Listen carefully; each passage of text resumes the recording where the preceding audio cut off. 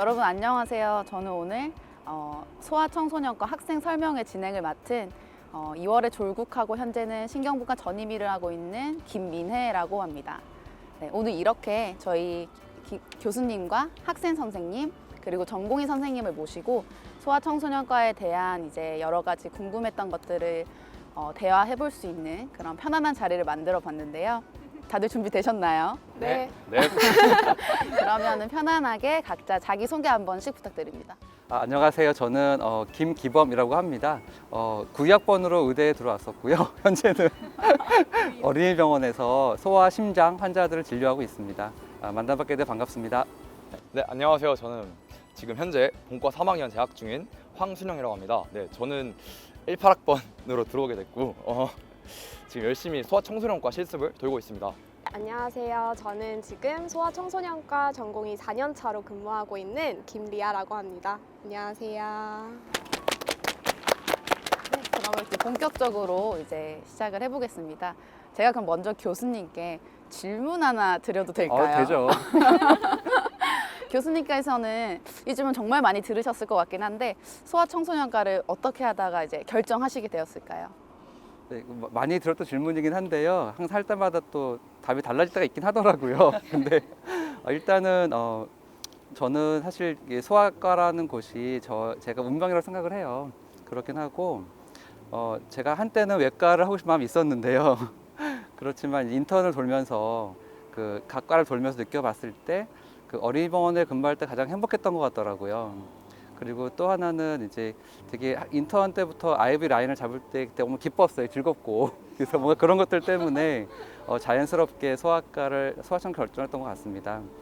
하나 더 사족을 붙인다면 제가 이제 20몇 년 동안 소아 청소년 애들을 보면서 느껴지는 점은 저희가 사실 이제 애들이 되게 위중한 질환이 있을 때 그 작은 순간에 어느 순간 저희가 잘 고쳐주게 됐을 때 그 아이들이 여기 여러분들처럼 건강한 사회인이 되더라고요. 그래서 각자 이제 위치에서 일할 수 있는 그런 사람들로 커가는데 좀 기여할 수 있다는 생각이 들어가지고 그런 것도 기뻤고, 실제 제 환자가 30% 이상 어른인데요. 많은 제 환자들이 현재 사회적으로 많은 일을 하고 있어요. 그래서 그런 것도 보면서 또 많은 기쁨을 가지고 있습니다. 그럼 이제 본격적으로 우리 학생 선생님이 먼저 질문을 하나 시작할까요? 네, 좋습니다. 네. 제가 또 이제 소아청소년과에 관심이 좀 있는데 좀 궁금했던 게 실습을 돌다 보면은 이제 문진에 갔을 때 이제 아이들에게 막 증상을 물어보고 이러기가 참 쉽지가 않더라고요. 이게 아이들이 뭐 신생아의 경우에는 말도 잘 못하고 이제 청소년이라고 할지라도 이게 말을 보통 보호자분께서 많이 하시는데 이 증상을 어떻게 확인할 수 있는지 그게 좀 궁금했습니다.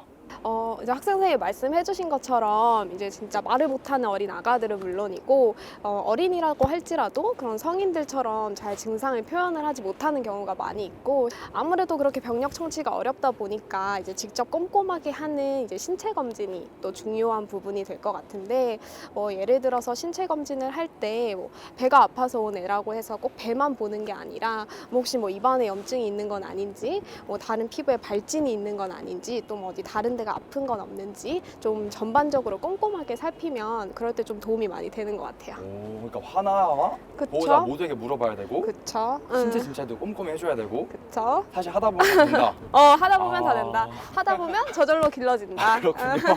맞네요. 그리고 아까 교수님께서 이제 30% 이상은 성인 환자라고 하셨는데, 그럼 그렇게 이제 지속적으로 보는 이제 만성질환 환자를 이제 계속 이제 커가는 걸 볼 텐데, 만성질환 환자의 그 보호자들을 대하는 그런 팁이 있을까요? 왜냐하면 저희 교수님께서는 서울대 병원 이제 그 환자 이렇게 조사 같은 걸 했었을 때 전체 의사 중에 이제 베스트 닥터로 2019년, 20, 21년 다 이렇게. 네네, 이관왕을. 제가 몰라서 죄송합니다. 네네네. 그래서 뭔가 팁이 있을 것 같아가지고. 얻을 수 있을 것 네네네. 아이고. 근데 모든 분들 다 열심히 환자를 봐주시긴 하시는데요.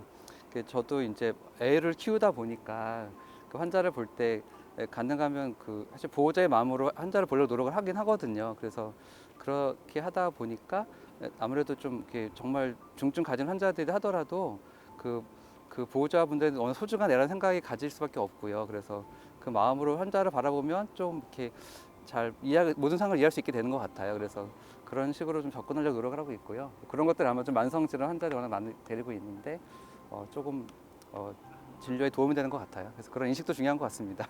그럼 제가 또 궁금한 게 좀 많은데 이제 소아 청소년과를 가서 전공의 생활을 하게 되면은 되게 힘들다는 말을 좀 선배님께 들었는데 팍팍하진 않으신지.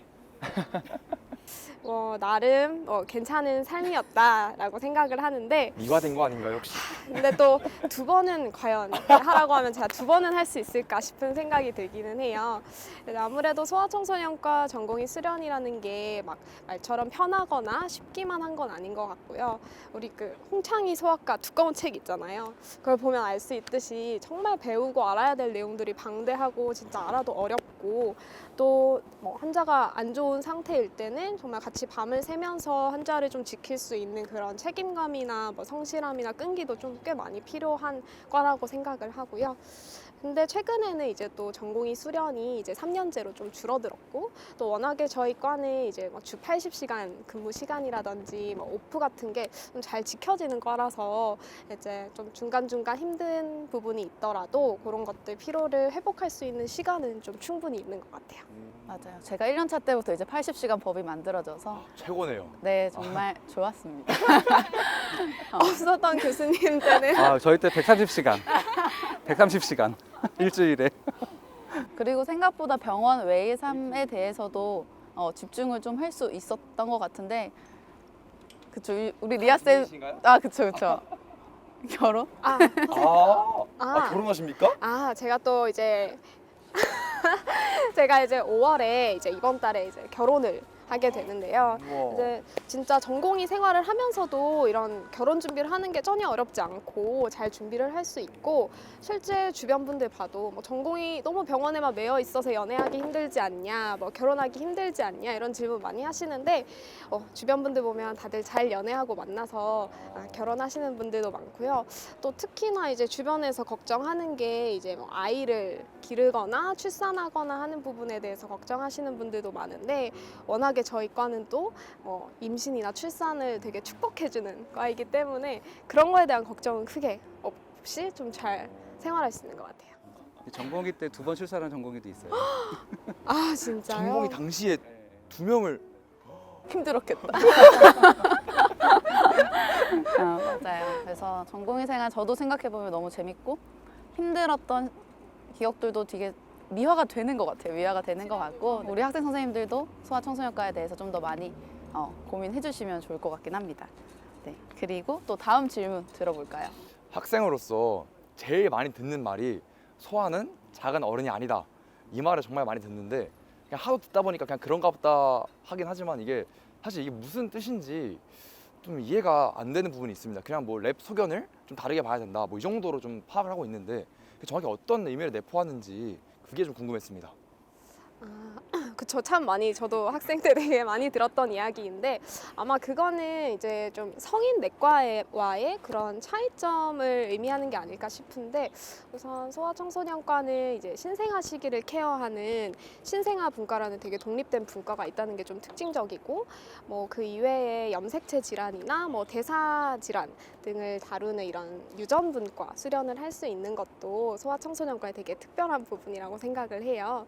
사실 뭐 성인이랑은 뭐 주로 다루는 질환이 조금 다르기도 하고, 뭐 설사 소아랑 성인이 같이 나타나는 질환이라고 하더라도 조금 그 나타내는 특성들이 다른 경우가 많이 있고요.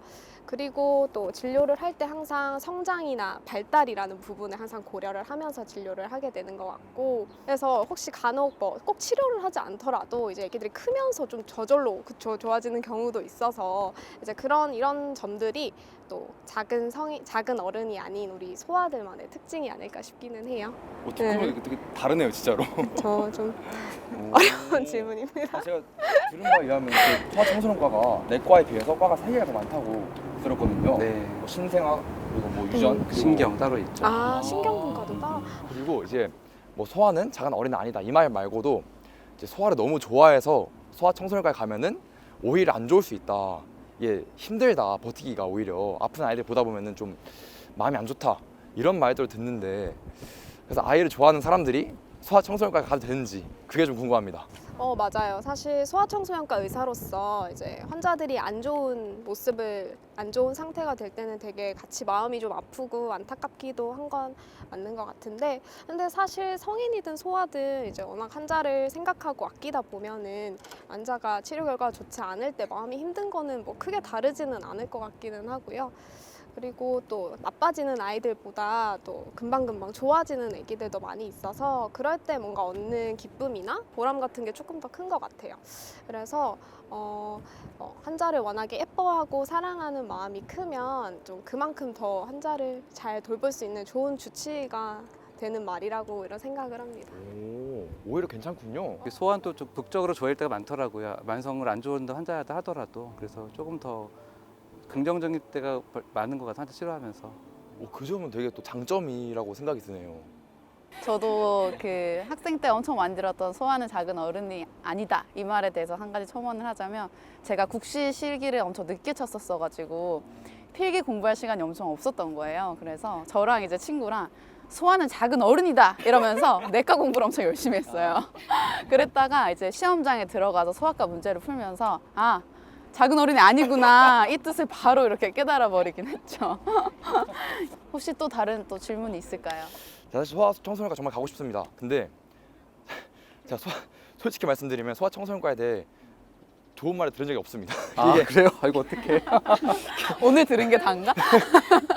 아니, 물론 뭐 좋긴 한데 제 아무래도 본사 때 좀 과에 대한 고민을 좀 하게 되는데, 이제 들리는 소문이나 인터넷 뭐 언론 보도만 봐더라도 출산율이 낮아지고 있다. 그래서 전망이 어둡다. 그리고 심지어 뭐 이번에 뭐 지원율도 되게 낮더라고요. 제가 좀 그거 뭐 되게 사실 지금 고민이 좀 많습니다. 그래서 이 부분에 대해서 좀 진지하게 여쭙고 싶습니다. 네, 그게 사실 너무나 중요한 질문 같아요. 그리고 근데 저는 이제 개인적인 생각은 그런데요. 사실 위기가 기회라고 하잖아요. 당연한 답이긴 한데 사실 이제 출산율이 떨어지면서 이 국가 동력이 점점 없어지는 게 되기 때문에 이런 건 사실 사회적인 문제가 되거든요. 그래서 이 여러 사회나 정부 각 이제 부처들에서도 관심 가지고 계속 이제 어떤 어린이들의 그 복지를 위해 애쓰게 될 거예요. 되게 되고 그러다 보니까 이제 그거를 위한 또 이를 관리하는 의료인을 위한 처우라든지 모든 게 개선될 거라고 생각하고 있어요. 실제로 현재 뭐 정부 기관이라든지 의사협회 그리고 소아청소년과 학회에서도 다각도로 이걸 부족하고 대처하고 있거든요. 그래서 아마 이런 것들이 이제 뭐 조만간 여러 가지 대책 나올 것이고요. 또 하나는 이제 최근 몇 년 동안 워낙 소아청소 지원이 낮았거든요. 그래서 저희가 한 1년 정도에 근무할 사람 3년 동안 못 뽑았어요. 그래서 실제로 여러분 이제 앞으로 몇 년간 지원하게 될 그런 소아청소년과의 여러 선생님들은 엄청 혜택을 받을 것 같아요. 앞으로 여러분들이 실제 환자 볼 때에는. 그래서 그런 것들도 아마 이 특별한 시기에 좀 다른 면이지 않을까 생각하고 있습니다. 약간 제가 주식을 좀 하는데 약간 저점 매수 느낌. 그치. 네, 그럼 교수님께서 되게 이런 여러 가지 진로에 대해 말씀해 주셨는데 사실 다 약간 결국에는 졸국을 하고 이제 의사가 되는 그런 과정이라고 생각이 드는데, 그럼 의사 되는 거 말고 약간 좀 다른 진로도 가능한가요? 네, 저는 이렇게 의사라는 직업이 약간 스템셀 같아요, 스템셀. 워낙 다양한 일을 생각을 하고 있는데요. 예. 실제로 소아청 전문의가 된다면 더 그렇게 될 수가 있고, 실제 이제 저희 같은 소아과 전문의 가지고 이제 기업체를 이끄시는 분도 있으시고요.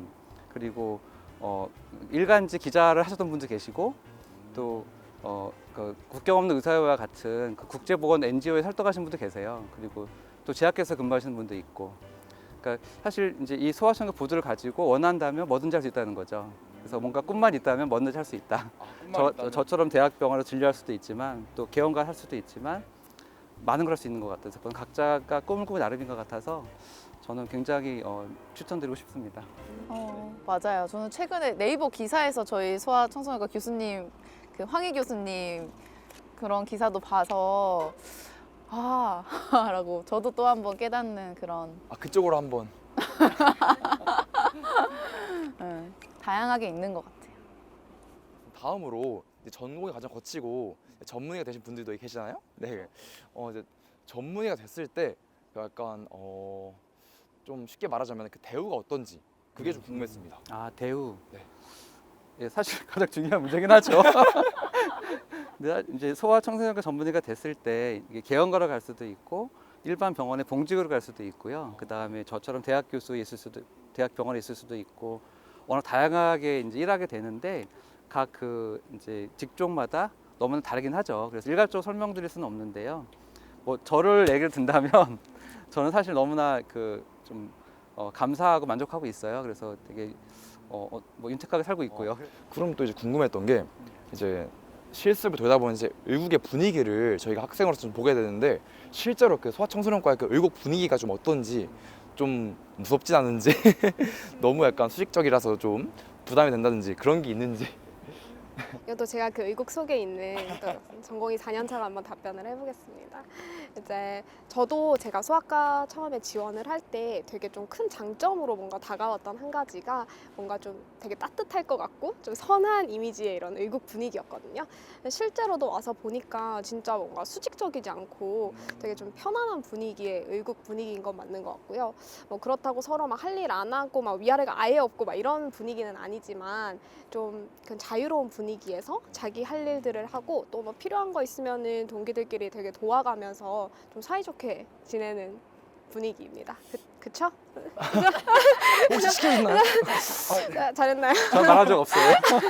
아니 그리고 교수님들께서 소아 환자군을 사실 보고 계신 것도 좀 꽤 큰 것 같아요. 그래서 저희 전공의들을 대할 때도 약간 자식처럼 봐주는 그런 뭔가 말투라든지 그런 것들이 뭔가 많이 이렇게 배어 있지 않나라는 생각을 저는 많이 했어요. 막 다른 성인 환자를 보는 그런 과들 전공이랑 얘기를 했었을 때 그런 부분들은 정말 큰 장점인 것 같고 저희 교수님들 보면 아기들을 봐서 그런지 동안도 얼마나 많은지 알아요.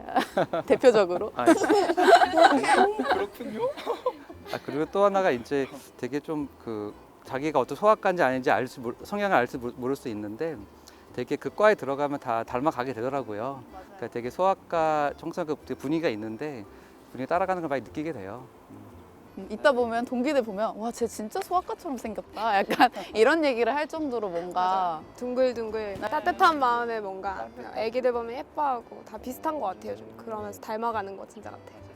마지막 질문을 이제 안 드릴 수가 없죠. 네. 자, 먼저 교수님께 드리겠습니다. 교수님이 다시 인턴 때로 돌아간다면 옛날 말고 2022년 인턴이다. 내년에 소아청소년과 지원을 원래 하셨던 데처럼 바로 망설임 없이 하실 것인가? 저는 아까 운명이라고 그랬잖아요. 당연히 저는 합니다. 네. 그리고 돌이킬 수 없습니다. 제가 다시 인턴으로 돌아간다면 아마 저는 다시 소아청소년과를 선택을 할 것 같아요. 왜냐면 제가 보면 볼수록 되게 진짜 사랑으로 환자를 진료하는 과라는 진짜 멋있는 과라는 생각이 많이 들었고 이런 멋있는 곳에서 저도 같이 함께 할 수 있는 거에 진짜 하루하루 좀 자랑스럽게 지내고 있습니다. 그래서 저는 꼭 선택을 할 것 같아요. 그럼 이 질문하신 선생님께서는 혹시 아, 저요? 네, 저도 전문의로서 2022년 인턴이다. 조금은 더 고민했을 것 같긴 한데요. 사실 저도 소아가 보고 싶어서 소아군을 보고 싶어서 선택한 게 1번이기는 했고 4년간 전공의 생활하면서 한 번도 후회한 적이 없긴 했거든요. 사실은 네, 저는 흔들린 적이 없긴 했었어가지고 똑같이 이렇게 과 선택을 하지 않았을까라고 생각하긴 합니다. 선생님도 2023년 기다리겠습니다. 마음을 네. 다잡고 오겠습니다. 오늘 학생 황소영 선생님께서도 너무 좋은 질문 많이 잘 해주시고 우리 교수님께서도 답변 너무 잘 해주셨고 김리아 선생님께서도 이제 진짜 지금 전공의로서의 할 수 있는 그런 많은 실제적인 이야기들을 많이 해주신 것 같은데 많이 이제 지금 이걸 보고 계시는 학생 선생님들도 궁금증이 많이 풀리셨을지 잘 모르겠습니다. 혹시 개인적으로 궁금한 것들이 더 있으면 이거 끝나고 Q&A 시간이 이제 좀 더 자유롭게 이루어질 테니까요. 꼭 Q&A 시간 때 더 많은 질문해 주시기를 바라겠습니다. 네, 그러면은 저희 학생 설명회 이 대담은 여기서 마치도록 하겠습니다. 모두들 감사합니다. 감사합니다. 네.